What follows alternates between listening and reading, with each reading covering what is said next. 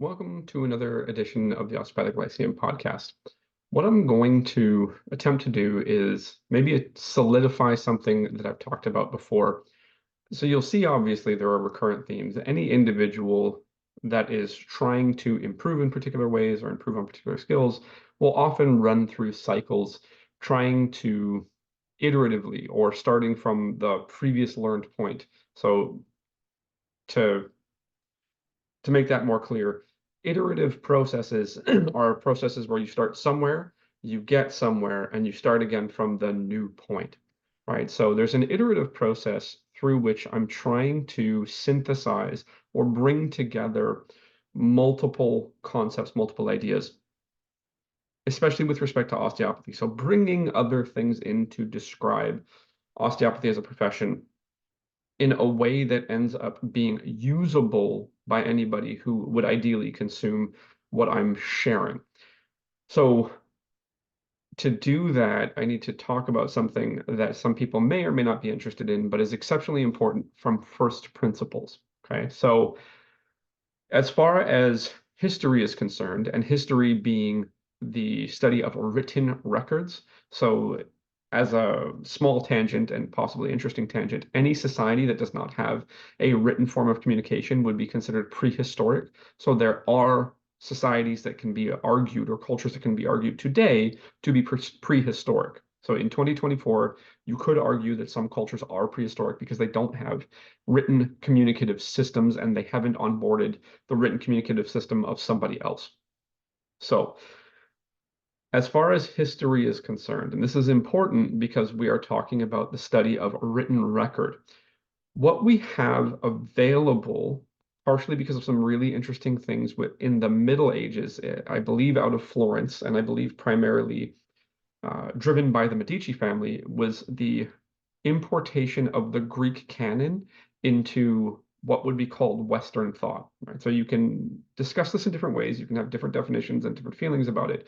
But at least in you could call it the early modern period or the Renaissance, there was essentially the importation in Florence, specifically to start, as far as I know, of the Greek canon. So we had a re-engagement with philosophical terms. Now, these philosophical terms, so if you're speaking English, a really interesting thing about English as a language is that if you're speaking about philosophy, you're probably using Greek terms.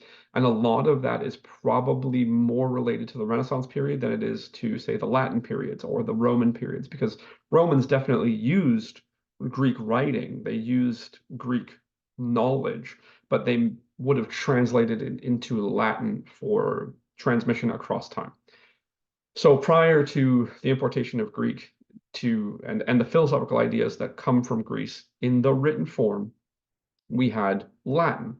So in English, if you're speaking about technical terms, you're often speaking Latin much more than you know, right? So if you're talking about anatomy, a lot of anatomy is Latin terminology, and that terminology would be considered relatively normal in the English language. So the English language, as many modern languages, has the importation of words from other languages to inform certain concepts. So all that rambling to talk about the earliest written record of the problem I'm going to try to elucidate is essentially between Plato and Aristotle. So Socrates was considered Plato's teacher, but Socrates is argued to possibly be a fictionalized character by Plato, essentially for the point of communicating concepts. Aristotle was Plato's student. If you're historically savvy, Aristotle was also one of Alexander the Great's primary tutors, or really his primary tutor. So if you care about that, that's just interesting tidbits. But that doesn't cut to the heart of the matter. The heart of the matter is primarily that there was this notable difference between Aristotle and Plato. Plato at the Academy believed in the forms, right? Or that the most real thing would be considered the form. The form you couldn't quite get to in the physical realm.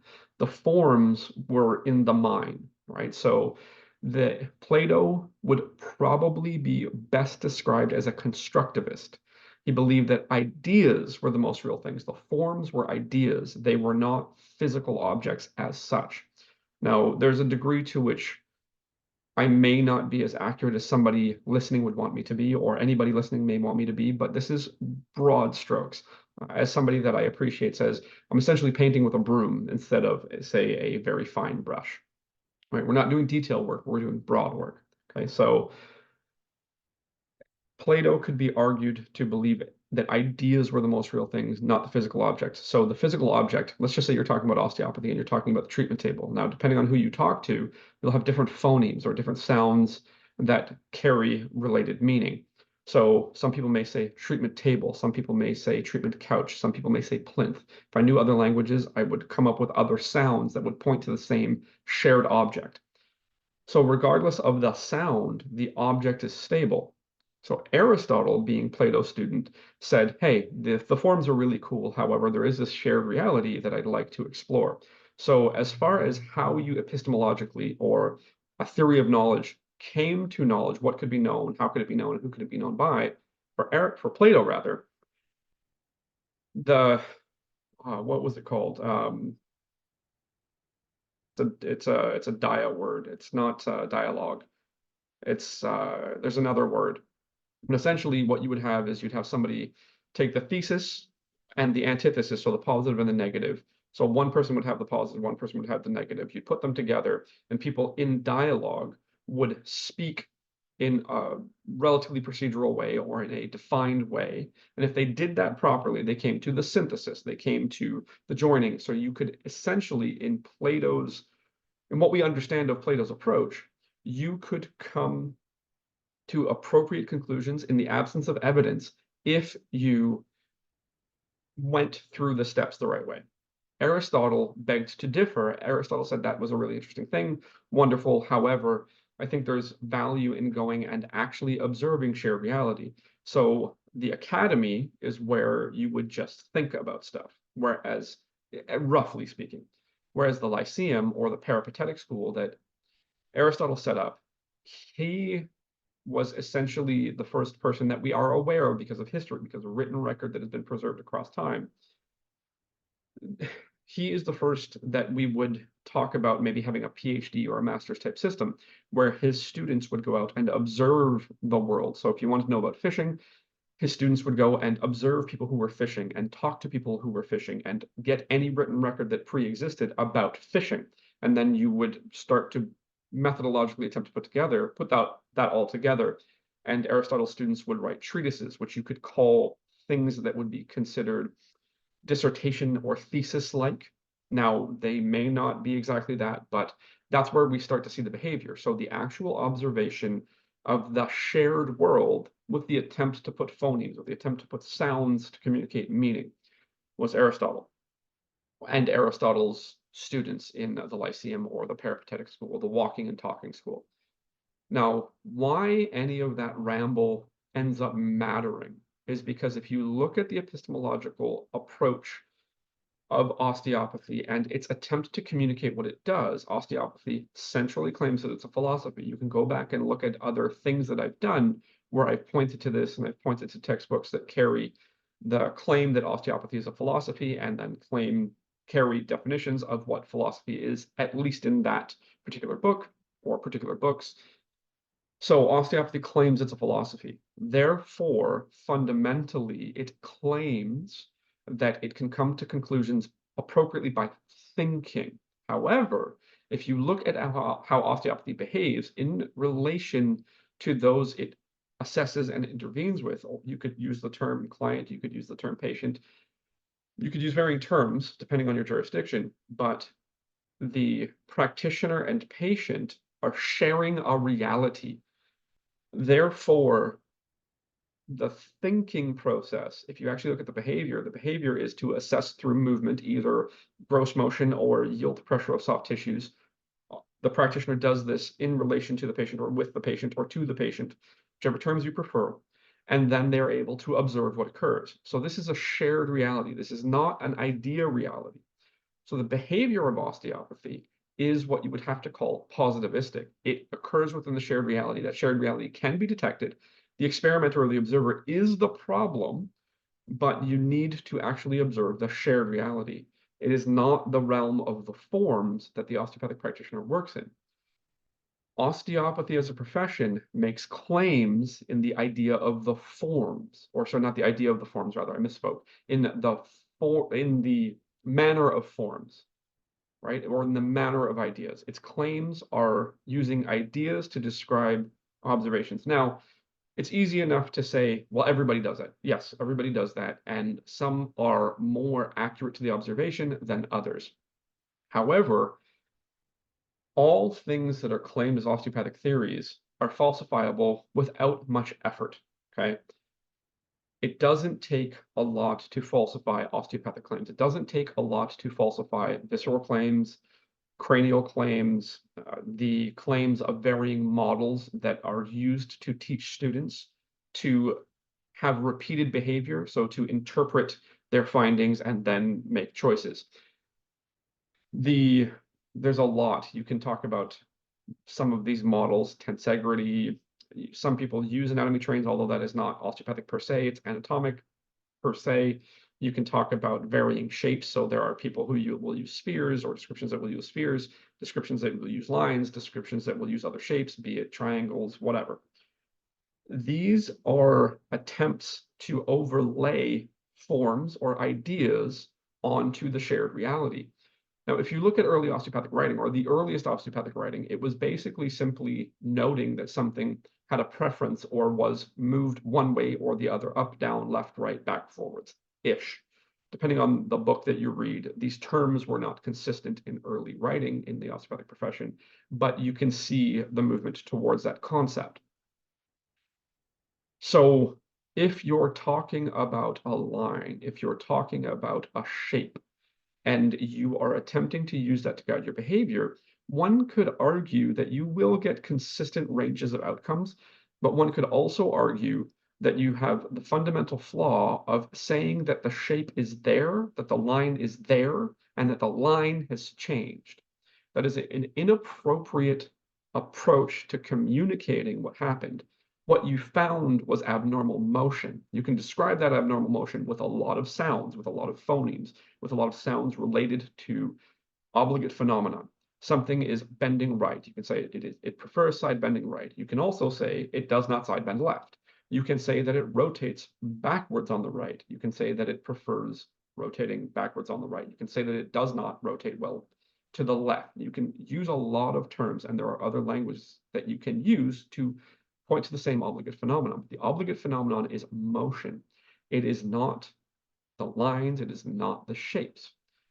If you order your thought with the lines, the shapes, tensegrity, fascial chains, whatever you want to order at the top of your hierarchy, it then makes all of your thought dependent on that being accurate. So you have to acknowledge that you've made an assumption. And if there is an inaccuracy in that assumption, then everything you build upon it, all of your choices, contain the inaccuracy in that assumption. What I would say is that all osteopathic models are inaccurate, right? It does not mean they don't lead to acceptable clinical behavior, but it does mean that they're inaccurate.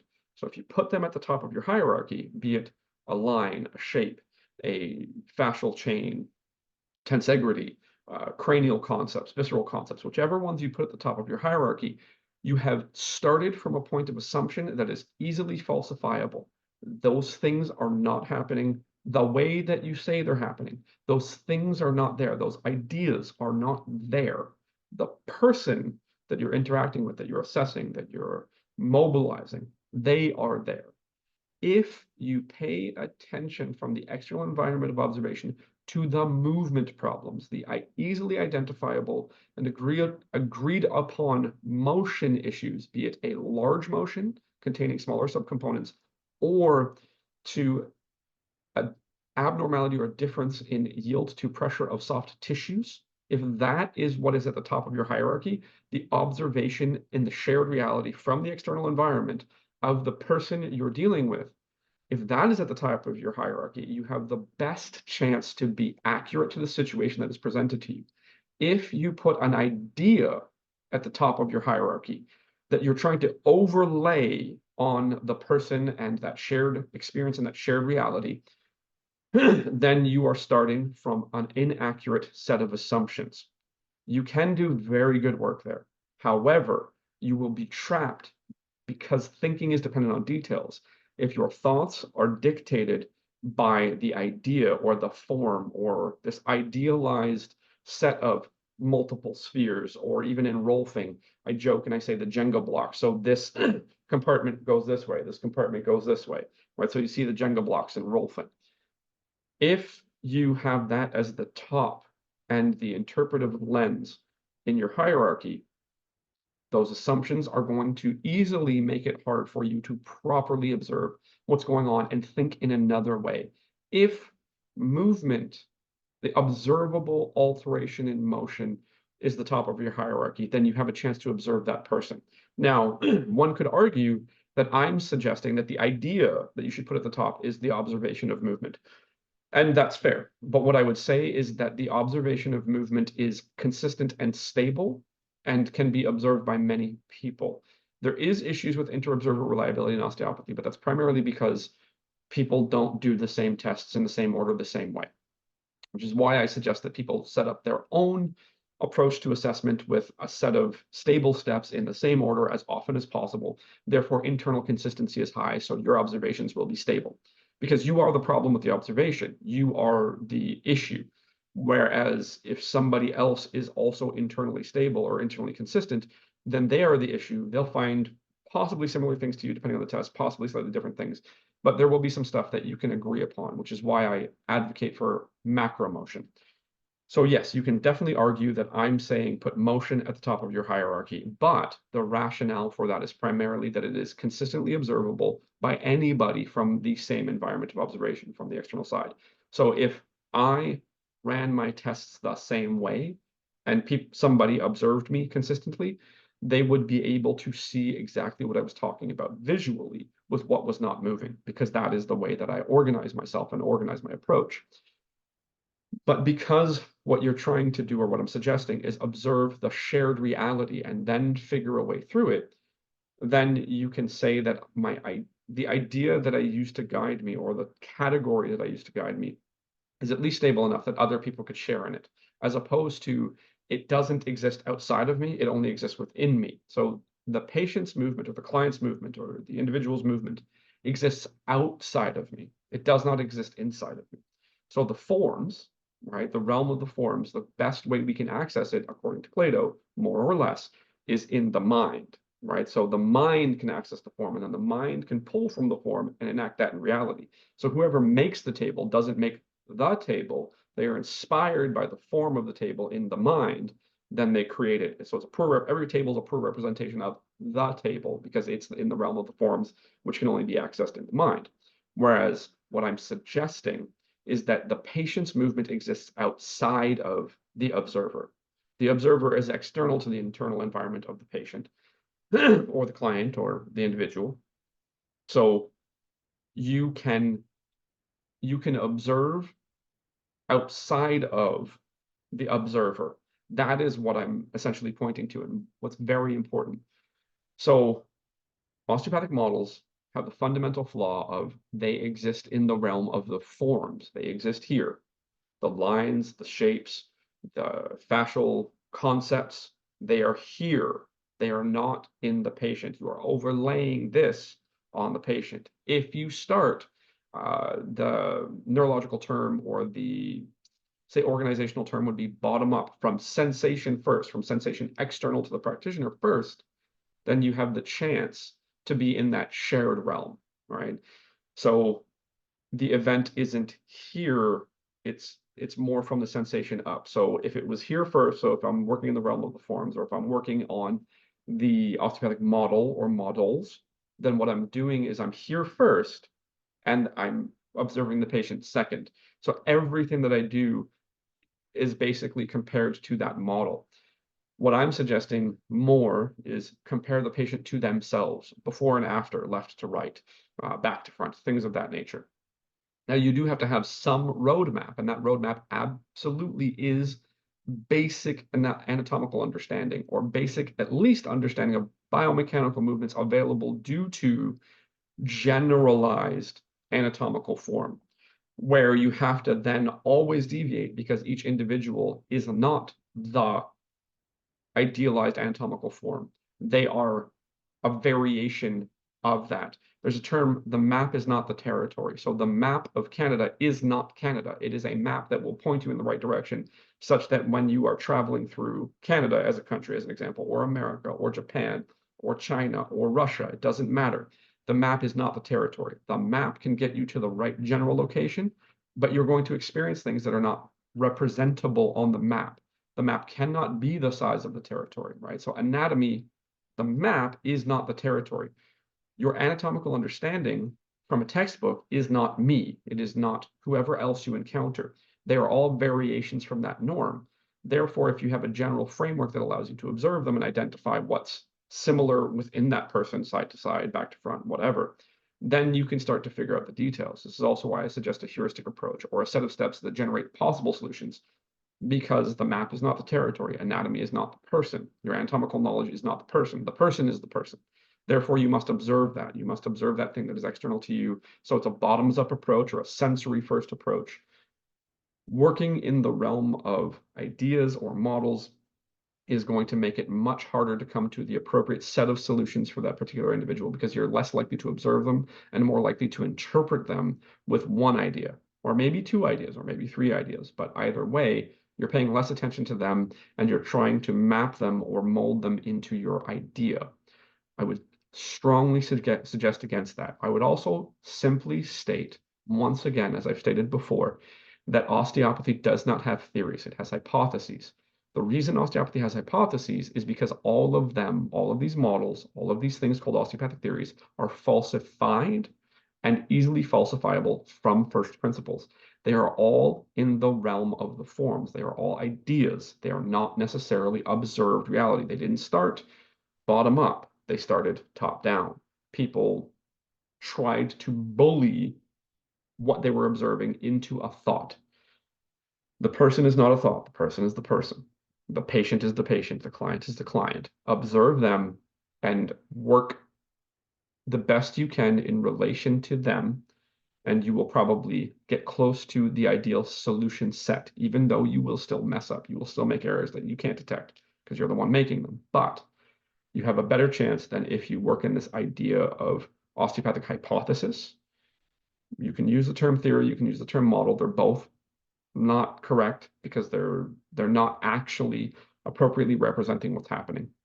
So be it a fascial chain, be it cranial concepts, be it visceral concepts, be it lines, shapes, whatever you want to talk about, they are not going to guide you as appropriately as simply paying attention to the patient.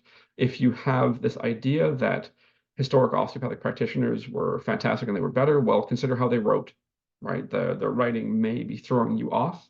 Their methods may be throwing you off. They probably were not technically much better than the physical, technical skills that people have today. Their claims were harder to test because they didn't have the methods that we have to test the claims today. So just because they reported it and nobody was able to falsify it doesn't mean it wasn't false, right? It may mean that they were reporting from the best observations they had, and it's written down without challenge. So don't think that the past was better than the present necessarily. Go look at it, go read it, understand how it was written, understand the environment of observation that they had, understand the things that they did not have to test their claims, understand what has happened since when testing those claims, and that they've all fallen apart. But the thing that hasn't fallen apart is observing a patient, how they move, intervening with that in a relatively stable way, i.e., don't make the patient say ouch, and then having identifiable change in the initial test. As long as that's stable, osteopathy has really good results. If you test with test A to find it, you treat it, and you reassess with test B, they don't trust you.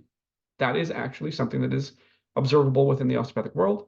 And if you stop that, your results will get better because you're actually observing the patient with some internal consistency. So all that big ramble to kind of bring in the concept of first principles, the concept of a constructivist or a positivist. So the constructivist being Plato, the positivist more likely being Aristotle.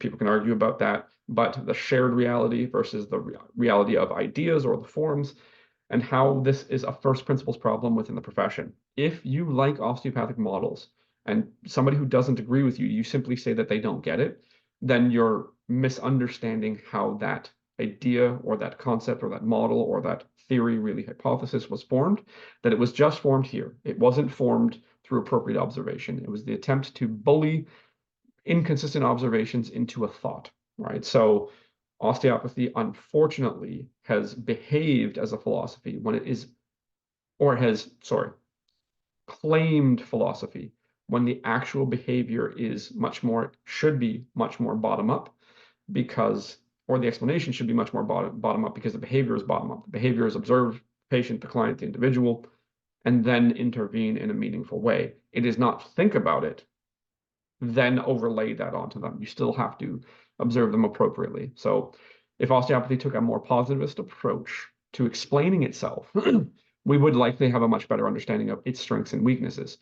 It has a stable strength. It has the reality or the observed reality across time that if motion is observed appropriately, intervened with appropriately, and reassessed appropriately, there's differences to motion and often differences to appropriately related sensations for the patient.